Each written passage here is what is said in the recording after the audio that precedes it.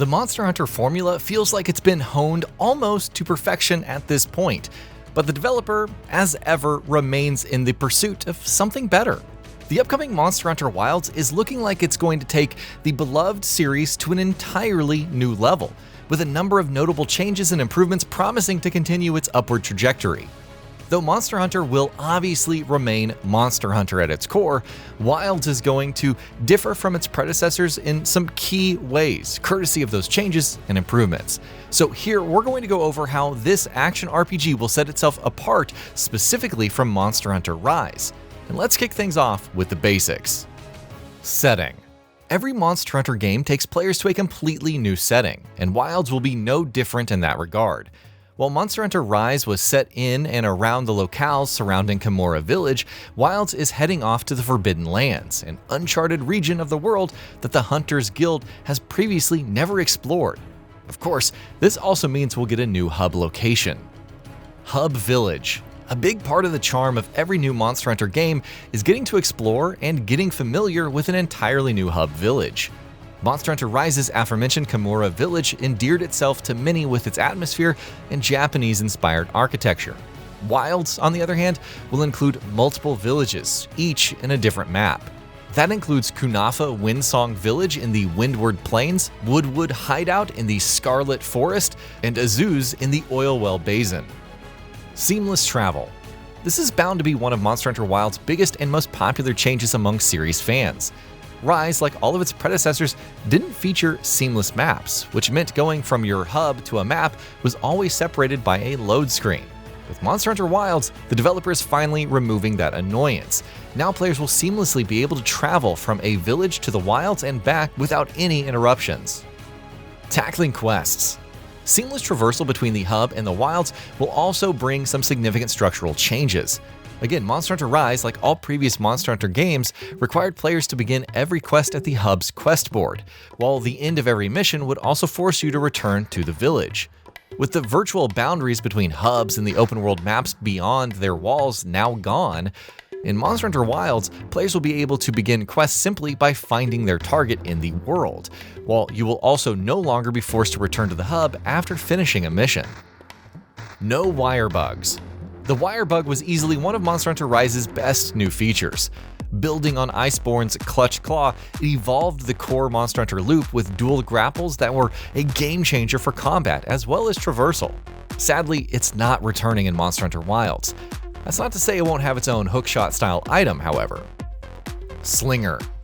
The Monster Hunter faithful were divided on Rise's decision to drop the Slinger, though those who were against the idea will be glad to know that that tool is returning.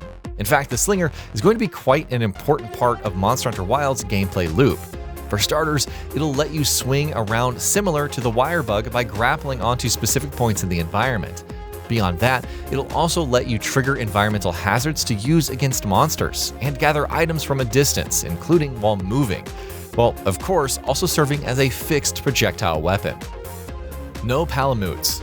Palamutes were among Monster Hunter Rise's most prominent new features, and they really did add a lot to the experience. Galloping around maps on a mount was consistently fun, while the maps too were designed around the new movement options, not to mention how fast and frictionless traversal became. Just like the wire bugs, however, Palamutes aren't returning in Wilds. Again though, the game will have its own version of the feature. Sacrets. Replacing Palamutes in Monster Hunter Wilds are the Velociraptor-esque Sacrets, and dare we say it's looking like an upgrade. Not only do Sacrets boast greater mobility and agility, they're also capable of gliding. Even more significantly, they will now allow players to carry two weapons that you'll be able to freely swap between as long as you're mounted on your Sacred. Focus Mode.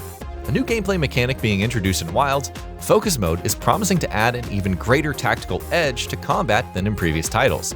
Activating Focus Mode during combat will highlight enemies' weak points with scuttleflies, which you'll then be able to exploit to your advantage, like when trying to hack off a specific part of a monster, which you do often in Monster Hunter to say the very least.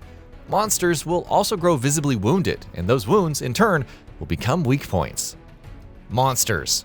This one's obvious. Getting to see, fight, and kill a bunch of new monsters is perhaps the biggest attraction of a new Monster Hunter game, and obviously Wilds is also going to have plenty of beasts that weren't featured in Rise, or, well, any other Monster Hunter game. That includes the terrifying chain whip monster Arkveld, the hulking and surprisingly quick Ajarakan, the huge maned quadruped Dashaguma, the overgrown blooming spider-like Lalabarina, the massive T-Rex-esque Cumatrice, and many more. Monster behavior. You can also expect Monster Hunter Wilds to make continued improvements where monster behavior is concerned, as every new installment in the series tries to. Outside of combat, for instance, you can now expect the dynamic between carnivores and herbivores to be more authentic. Many monsters, meanwhile, will also be found moving around in large herds, which is going to be entirely new for the franchise. More believable ecosystems. The expressed purpose of making monster behavior more believable and realistic with every new Monster Hunter installment is to thoroughly immerse players in their virtual surroundings, at least partly. So yes, of course, Wilds is promising enhancements in this area as well.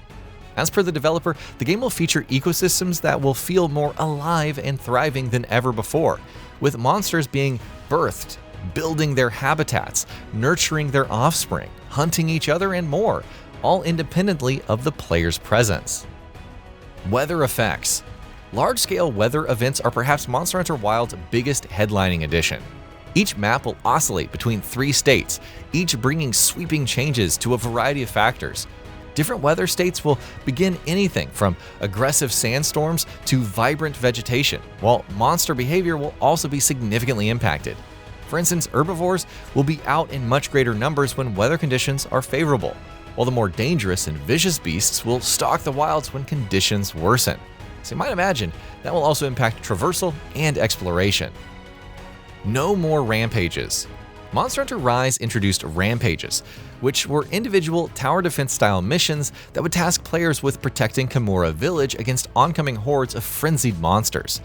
Speaking plainly, it was nobody's favorite part of that game, as it was often the case with tower defense sections in non-tower defense games. Luckily for those who agree with that sentiment, rampages are not coming back in Monster Hunter Wilds. Arachnophobia mode. We've seen an increasing number of games offering an arachnophobia mode for the benefit of those who just cannot stand the sight of those 8-legged creepy crawlies, and Monster Hunter is set to join that list soon. Monster Hunter Wilds will feature an arachnophobia mode, a first for this series, replacing all spider-like creatures in the game with shapeless